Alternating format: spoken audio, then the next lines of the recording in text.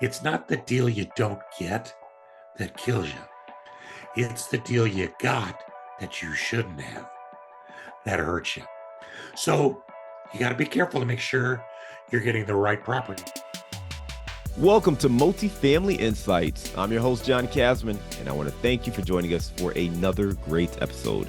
If you are enjoying this show, you already know I'm going to ask you to leave us some feedback and give us a rating and review that helps us make this show work harder for your investing goals, but also helps other people find this show. All right. The other thing is that if this is your first time listening or you just haven't done so for some odd reason, make sure you hit that follow or subscribe button so you don't miss an episode. We've got a great show today. We're going to be talking to Dave Foster. They say you're the average of the 5 people you spend the most time with. So if you want to grow as a multifamily investor, you have to spend more time with other multifamily investors. And an easy way to do that is to join our apartment investing mastermind group today.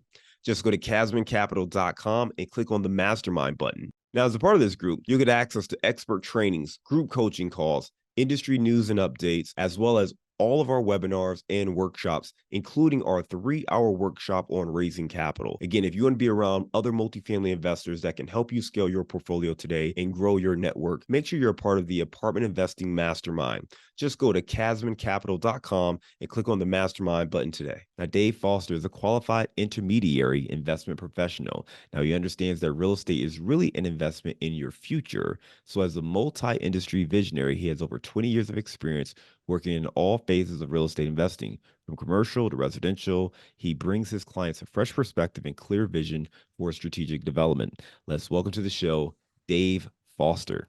Boy, if that introduction didn't make you out of breath, I don't know what will. It's great to be here, John. Appreciate it. Absolutely. Dave, great to have you on here. I went over your bio at a very, very high level. Why don't you take 2 minutes and fill in some of those gaps? Yeah, well, the thing that got me into this, the problem from the very beginning, was that I made a significant mistake investing in real estate early in my life. It was actually on my first piece of property I ever bought. I bought it right. I fixed it up right. I rented it right. I sold it right. But I forgot that I had a silent partner named Uncle Sam. Shame on me as a degreed accountant to have forgotten that. But I wrote a check for $30,000 that year, 30 years ago, to the federal government. And what haunts me today is that if I would have realized then what the 1031 exchange can do, I would have been able to multiply that $30,000 for my own benefit over 30 years. And if you've ever done a compounding exercise, you'll weep with me, because that 30,000 would have turned into over $1 million probably by this time, simply using the government's dollars. That's what the 1031 exchange is. And as soon as we found it in my family, we started doing them for ourselves, ended up being able to transfer our property across multiple markets to end up buying a 53-foot sailboat with tax-free cash and raising our 4 children on the sailboat, living off of income from our fleet of vacation rentals without ever paying a penny in tax to the government. That was the power. And so in the middle of all that, we said, gosh, we ought to do this for others as well. And so that's when we started the company. Man, I love it. You talked about, starting out 30 years ago, doing everything the right way, found a property, bought it right, fixed it up, renovated it, ended up selling that property, and then you got your tax bill and you had to pay $30,000 to that silent partner, Uncle Sam. And from there, you learned, you know what? Wow, there was really a missed opportunity. Learned about 1031 exchanges, started using those moving forward. That afforded you the ability to make other investments, buying a sailboat, raising your family on it, and then ultimately launching your business where you help other people take advantage of 1031 exchanges as well. Let's break that down, right? Let's start right into 1031 exchanges. I know folks may have heard that terminology, but what exactly is a 1031 exchange for someone who is hearing this for the first time? Yeah, it feels and sounds like voodoo, right? How in the world can this be true? And so we hear it called everything from a loophole to a tax cheat to everything. It's actually just a section of the IRS tax code that has been around since 1920. It's not anything new under the sun, but the application of how it has become is relatively new since the mid 1990s. And it came about because the IRS lost a 20-year court case about these. Now, picture for yourself a really ticked off IRS. Are they going to want to help us do these? Are they going to want to make it easy? I think not, but they had to let us do them. And so we've had to really make a concerted effort industry wide to educate people because at their core, it is nothing more complicated than you sell a piece of investment real estate that is either highly appreciated or that you have depreciated out most of the value of it. And using the 1031 process, which first of all means using a qualified intermediary to manage it. That's what we do. You go and buy another piece of real estate that's at least as expensive as the first one or multiple pieces. And by doing that, you get to indefinitely defer paying the tax that you normally would have. So that's why that $30,000 would have stayed with me. And I would have started making the benefit of it at what a 10% rate of return, one transaction. That's $3,000 a year for 30 years. Compounding that with the original investment too. So yeah, it grows. Exactly. Yeah. Exactly. So the 1031 exchange is a great way to compound your profits because you get to make money off the deferred tax. And then you get to make money off the money you made on the deferred tax. And you can do it indefinitely. Like I said at the beginning of when we were talking, 1031 is really a womb to tomb concept that can Yeah. benefit you at any stage. Yeah, definitely something to look into. It's something that even if you never plan on selling a property, you at least need to be aware of this concept and how it works and the mechanics of it, because this is certainly a powerful tool in the tool belt for every real estate investor. You mentioned that, the way this kind of works is it's not necessarily a loophole. This has been, in the IRS code for over 100 years at this point, since 1920. So it's been around for a long time. It wasn't really until, the 90s that this became a strategy that investors are really, really taking advantage of and starting to play. And the IRS got upset about that and fought a court case for 20 years. They lost, and they are making this the bad guy, this 1031 exchange the bad guy, because they want you to pay your taxes, of course. So that's one of the things you need to keep in mind whenever you're paying attention or reading articles about this. I know that, in the last election cycle, there were a lot of concerns about whether or not this 1031 exchange was going to go away. It obviously is still available. I'm sure as we enter into the heat of the new election cycle, there will be more concerns about the future of the 1031 exchange. Despite the 100-year history of having a 1031 exchange available, what's the likelihood or the possibility that this thing may go away in the future? Well, never say never, right? But I can tell you this since I've been doing these now for others for 24, 25 years, every president I've been under has looked at doing away with it. Um, None of them have. And I think there's a couple of really big reasons for that. But it's seen as such low hanging fruit. Oh, it's the rich guys stuff. Let's take care. Isn't that what the government loves to do? They always promise to cut your taxes by taking more from someone else. And that's exactly what this is. The problem with the 1031 exchange, though, is that its benefits exceed the amount of tax that the government would collect by factors of 100 to the point where they would really damage the economy severely by getting rid of it. Because the 1031 exchange allows, yes, investors to defer capital gains tax, which stimulates the real estate investing industry, right?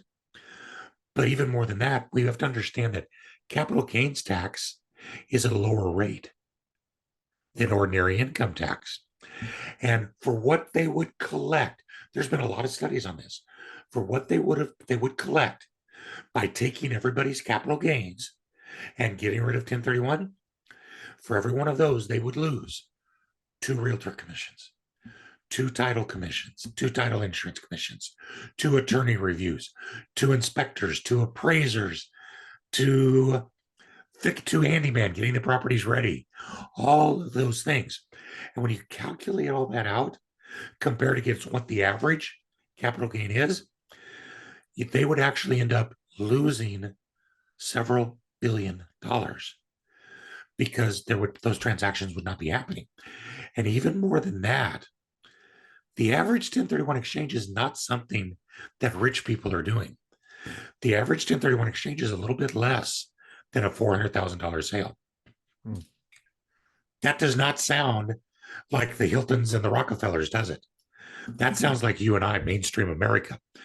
Well, if I have to pay all of that tax so that it's no longer worth my while, I'm going to hang on to property longer, aren't I? And every time I hang on to property longer, that's going to prevent someone down the food chain from being able to buy my property to start their investing career. And Yeah. so, really, if it was to ever shut down, you would see some massive negative impacts. And generally, Congress figures it out and they always put the kibosh on it. It's kind of funny, though, the House of Representatives has voted to get rid of it in President Biden's budget every year. Every year, the United States Senate has denounced that with a unanimous vote. So there you go. We've got Congress gridlock working to our favor. Well, there you go, right? Sometimes they gotta pretend to do work, right, and act like they're working to do something and blame somebody else. I really want to just rewind some of what you said because I think it's really helpful for people to wrap their heads around, the 1031 exchange, how it actually helps the economy, and maybe what some of the implications may be. You said for one, and let's just think about this logically, right? If I'm an investor and I have a property, and let's just say I'm gonna net $1 million off of it if I sell, right? I can sell with the 1031, I can exchange that and actually go get a larger property. I don't have to pay this taxes on the $1 million. So I'm incentivized to go ahead and continue to invest. More than likely, when I buy this new property, I'm going to do some work to it. I'm going to bring in, my contractors and do some work at a minimum when I when I do the transaction. At a minimum, when I do the transaction, you got the title company, you got the real estate agents, you got, the lenders, you have everybody involved who's going to make some money. So when that transaction happens, there's absolutely cash flowing. If I do nothing, no money's flowing. That's what you were saying, that you're going to lose those two commissions, those two, Yeah. everything, because there's not going to be a transaction that happens on the buyer side or the seller side. And most people are going to say, well, I'm not going to sell this property, pay $350,000 in taxes on the $1 million profits. I'll just hold on to the property and just keep going.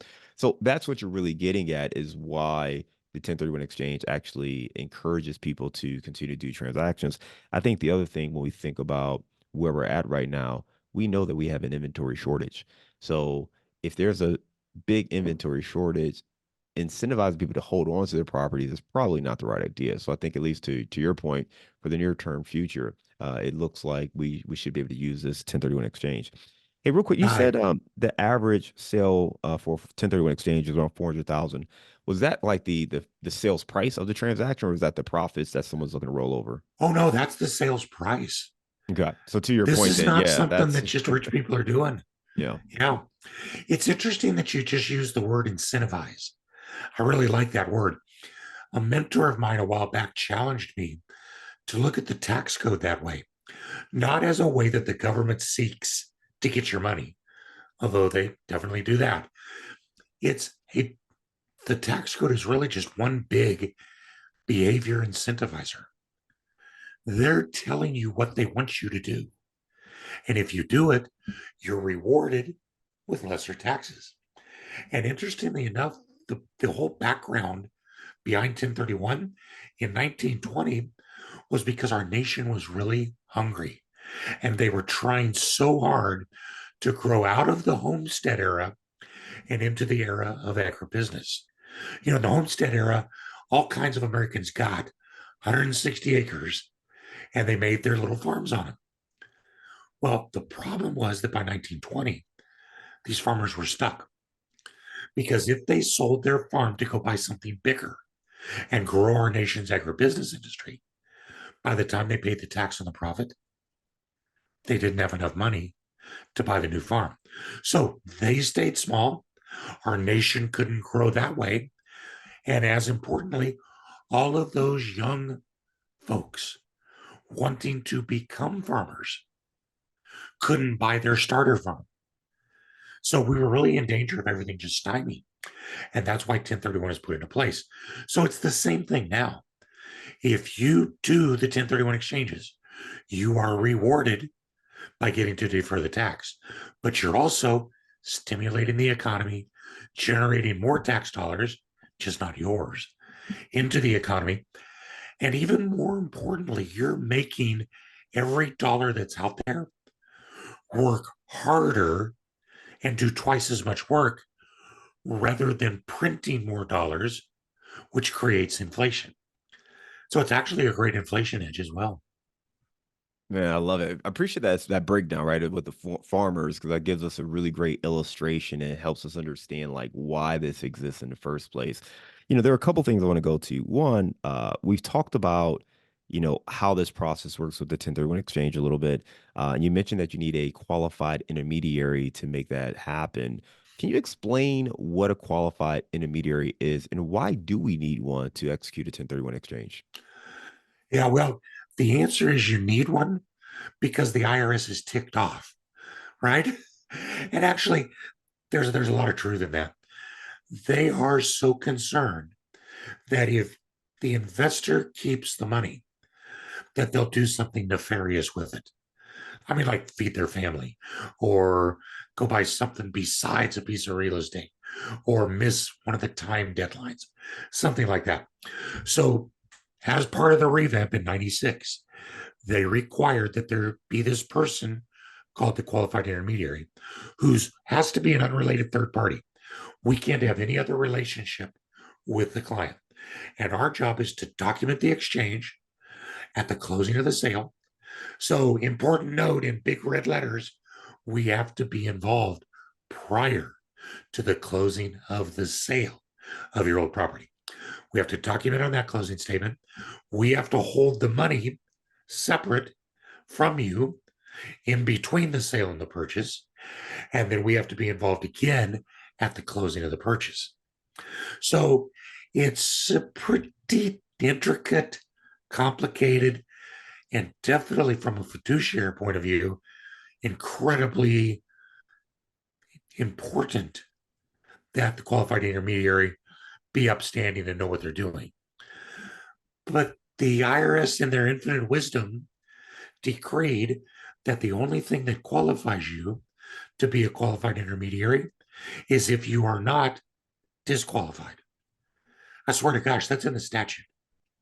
I swear to gosh. And you are only disqualified if you have a business or family relationship with the client. So, really, your dog walker could become a QI. They just couldn't do your exchanges because you've got a business relationship with them. So now that I've just totally scared everybody, Wow. the industry itself is kind of developed along the lines because of all the legal implications that are in there. That the industry of qualified intermediaries typically attorneys and accountants who are just nerdish enough, like me, to want to go 2 miles deep in a 2 foot wide creek. And so we're all attorneys and accountants in my firm. All we do, though, are 1031 exchanges. So when you're looking for someone to do your 1031s, you got to find a QI.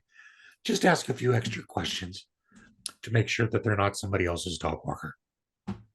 What are the right questions to ask? I remember reading or seeing a special, and I don't want to get into it here, but of someone who was not the right QI to use. So, what kind of questions should we be asking? The dog walker is an easy one, right? But Yeah, yeah, outside yeah. of that, how do we make sure we're working with the right person? Well, the show that you're probably talking about is American Crime or that series Greed, a yeah, long time. American Yeah, greed, American Greed, that's what it was. yeah. So that guy, man, that's a great example. That guy did not start out bad. But what happened was because of how he held people's money, it became too much money and became too tempting. See, I've told this to a couple of little old ladies and then they slap me around. So I don't anymore. But they said, how do I know you can keep my money safe? My response always is, okay, you know what? If I was going to steal somebody's money, first of all, it wouldn't be your $100,000. It would be somebody else's 5 million. And that's what happens in so many of the cases with these QIs that do go bad, which by the way isn't very often, is that they pool every client's money. And then they use that to make money themselves while they're holding the proceeds. So now think of the temptation there. What this guy did was he lent money to his developer friends in Miami.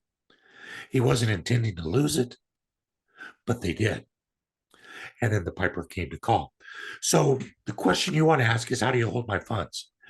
Do you make interest on my money? If they do, that's a pretty sure sign you want to be careful, because what's the QI's motivation? Is it to make money, or is it to protect your money and complete a successful 1031 exchange? How do you hold the money? Is it pooled? Is it segregated? We have actually become so averse to these kinds of things that we actually create individual bank accounts for every exchange.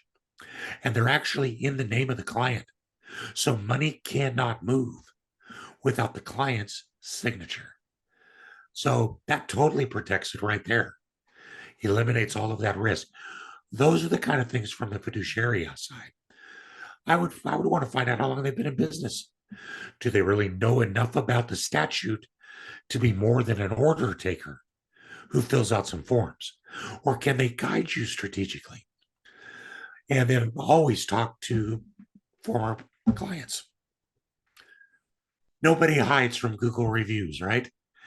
That's all you got to do. Check the Google reviews out, talk to title companies who have actually used them, all those kinds of things. It doesn't have to be a scary thing. It's just one more thing you've got to do good due diligence on. Dave, you gave some great feedback right there. I mean, you talk about some golden insights. One, making sure we understand their background, right? How well do they understand this space? What's their credentials? How long have they been in the business? These are questions you want to ask. And then how do they hold your funds? Is it in a segregated account? Is it pooled?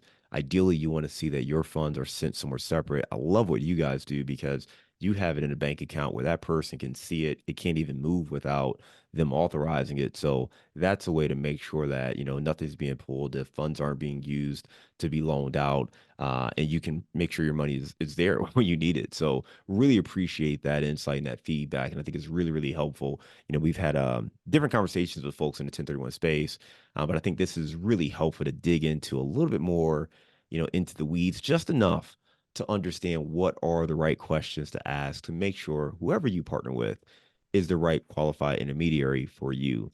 Hey, last question before we go to our round of insights. We know the 1031 exchange can be a powerful tool, but I'm sure it's not appropriate in every situation. Can you give us a couple of examples where maybe it doesn't make sense to use a 1031 exchange? Yeah, you're asking a cheerleader here to not cheer for his team. In my mind, you've got to be able to find good replacement properties. So that's a given. So, but the other side of that is that every day you can keep that tax deferred is a day you're compounding your returns. So people will say, I don't know that I can find the right property.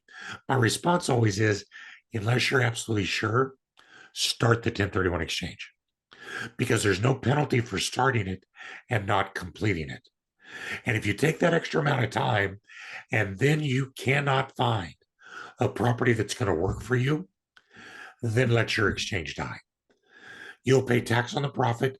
You've halted the compounding at that moment, but you also didn't get yourself into a property that you really didn't want.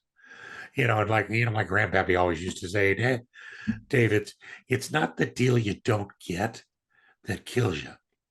It's the deal you got that you shouldn't have that hurts you. So you got to be careful to make sure you're getting the right property. Now, the takeaway from that is that we do internal audits, and even in the hottest part of the seller's market, we were seeing over 90% of our clients complete their exchanges. So it may seem daunting, but it's actually easier than you think. The perception of difficulty is greater than the reality. So that's one time, though, when I would say, don't do it if it's not the right replacement. The only other time I would say don't is if you're absolutely done with real estate investing and you have become so enamored with the stock market or equity situations where you just don't have time for it to be any kind of real estate. In that event, you can't 1031 across, so you're going to give it up, pay your tax, and move over. But generally, those are the only two times when I would say don't do it or try it, because there's so many opportunities. And if you've got a hankering to go into something different, like maybe a syndication, because real estate syndications, by and large, don't qualify for 1031 exchanges. Because strangely enough, you're actually not buying real estate.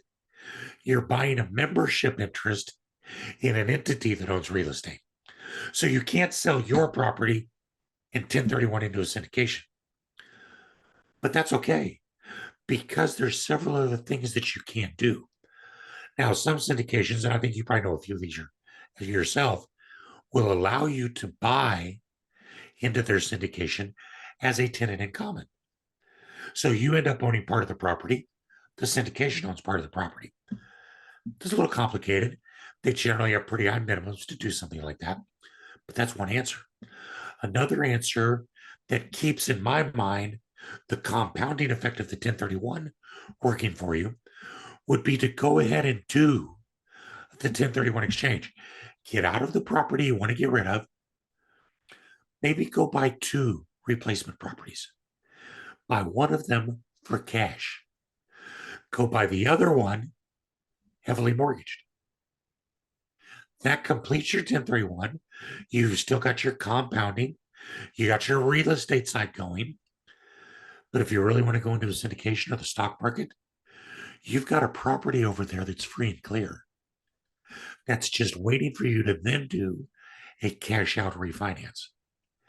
Take that money and invest that into your syndication. And now you've got 2 pieces of performing real estate, 2 loans that are amortizing, and a nice investment in a syndication as well. Dave, powerful tips right there. Love that. Great insight altogether on how to use it. And also just, hey, there are only a handful of scenarios where you're not going to be championing the 1031 exchange. You just gave a couple of examples there. Last question here. Are there minimums that people should keep in mind? You know, obviously this is a strategy to kind of roll your profits forward. If you only made $1,000, I'm assuming it doesn't make sense to go in and do a 1031 exchange on that because the fees may offset it, but maybe that's not the case. Interesting that you should use that number, because I literally had a little, now this is 2004. So that was a long time ago. She sold a lot and that was literally all she made. So her tax was going to be about $1,500. By the time she paid the costs and the 1031 fee, she was literally only going to save about $500. And I asked her, I was like, are you sure you want to do this? And her response just resonated. She said, Dave, that $500 is my money. You bet I do. So it's really kind of a personal thing, isn't it? There are clients we have that will say, we're only giving up $200,000 or $300,000. We're not going to worry about it now because of logistics or whatever. But I never want to discount that person who says that $500 is mine, because $500 is $50 a year of extra income for you times 30 years.